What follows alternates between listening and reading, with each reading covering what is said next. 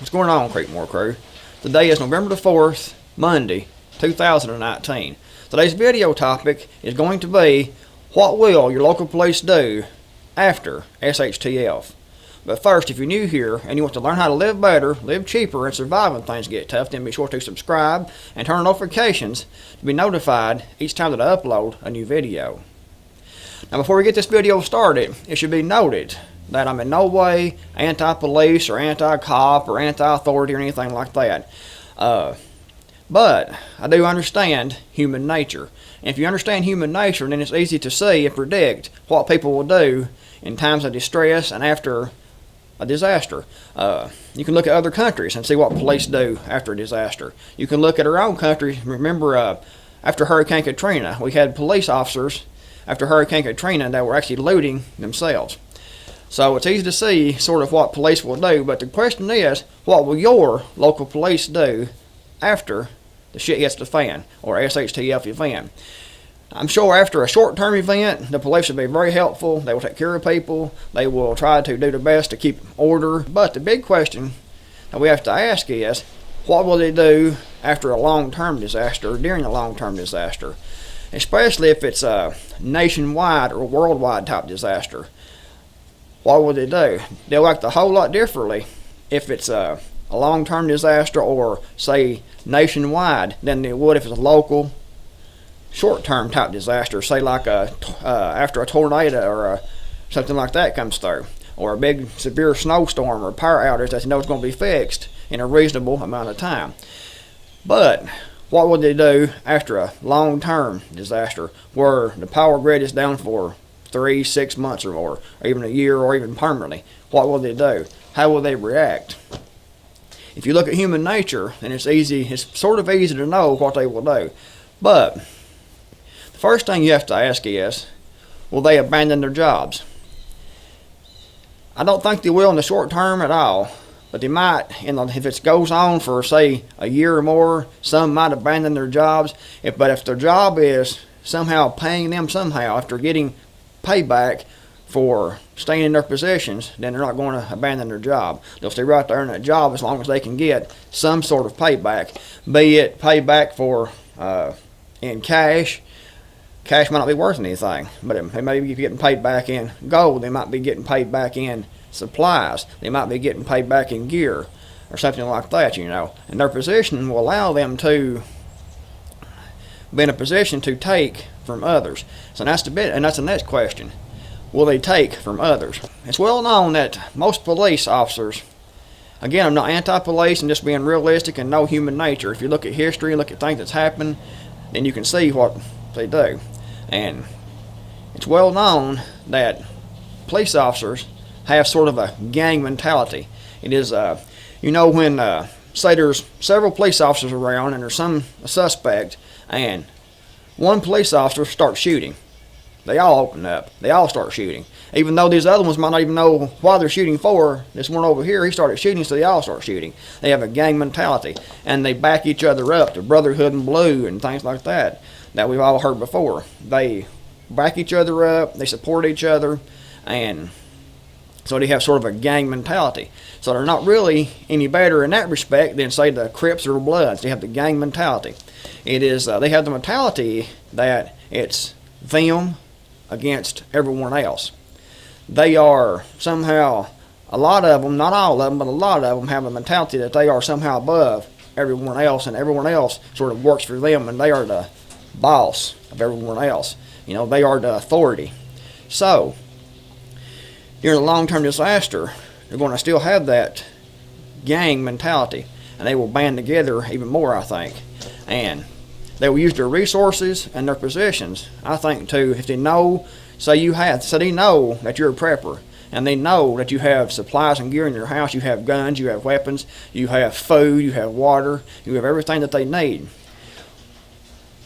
Will they come? The big question is, if they know you have all this stuff, will they come to your home and try to take all this stuff?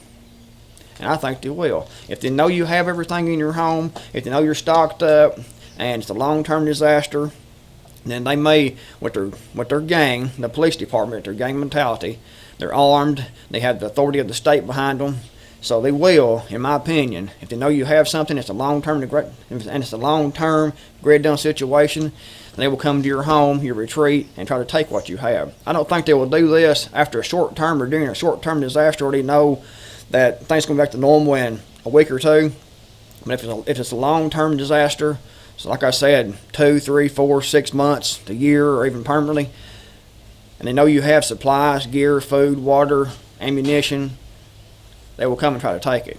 I read somewhere a few years ago at the federal government, at the federal level, when the president declares a disaster, then they have the right to take all resources. All resources means all resources, including human resources. I don't remember where I read that at, but I know it is a law, and I need to go find that. If I can find that, I'll link to that in the description below. But they can take all resources, including human resources. So human resources means if they need you to go work, they need you to do something for free. In other words, slave labor, they can take you from point A to point B because you're a human resource, and make you work here or there and take everything you have for their own personal use, or to redistribute among the population. So the big question is, we're talking about the local police. Will the local police come and take your supplies after a long-term grid down SHTF event? And I think they will. They'll either come to take those supplies to redistribute among the other people that's not prepared, or they will come to take those supplies to redistribute among themselves. I don't know which one they'll do. It will probably depend on the police department, how deep the disaster is, how long it lasted, and things like that, So what to do with the supplies, I don't know.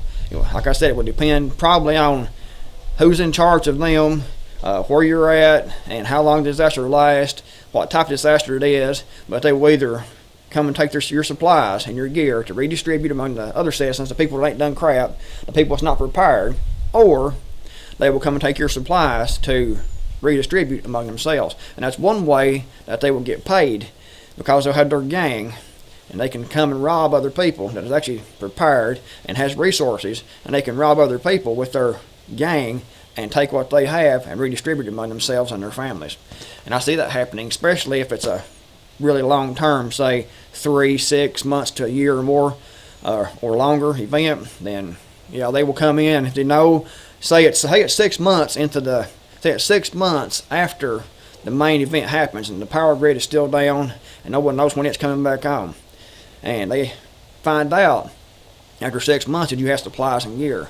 They will get together, they'll come to your home, retreat, farm, or whatever, and they will try to take what you have to redistribute among themselves and their own families. Now the big question is, what recourse do you have to stop your local police from coming to your home, retreat, farm, or wherever and taking what you worked so hard to stockpile, to put back, to prepare for your family and for your group?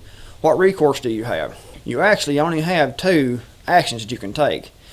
The first action you can take is, of course, you can fight back. Another thing that you can do is to have hidden stores of supplies, food, water, gear, and everything that you need to keep your family and your group alive.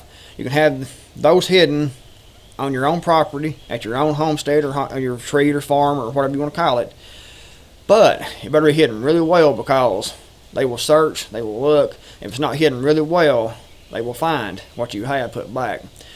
You're actually better off to have your hidden stores of food and gear at a close by, but at another location, a location that's not really on your immediate property. That way, if they come to your property and they start looking, then they're not going. If they find anything, they're not going to find a whole lot. And you have this other store of gear at another location that's not even on your property. So most likely, they will take what little bit you have available at your property and not go to another property or another location to search. Well, guys, that's something for y'all to think about today. And I think that we'll have to face the possibility of the police, your local police, coming to take your things after a long-term grid down situation. Like I said, there's only a couple of ways that you can deal with this. Either resist with force, or have hidden stores of food and water and gear at a really secure location. Well, guys, that's it for today. If you liked the video, give me a thumbs up. If you didn't like it, give it a thumbs down. Also, if you have any thoughts, suggestions, or comments, leave those in the comment section below. I'm Creekmore, signing off, and thanks for watching, everybody.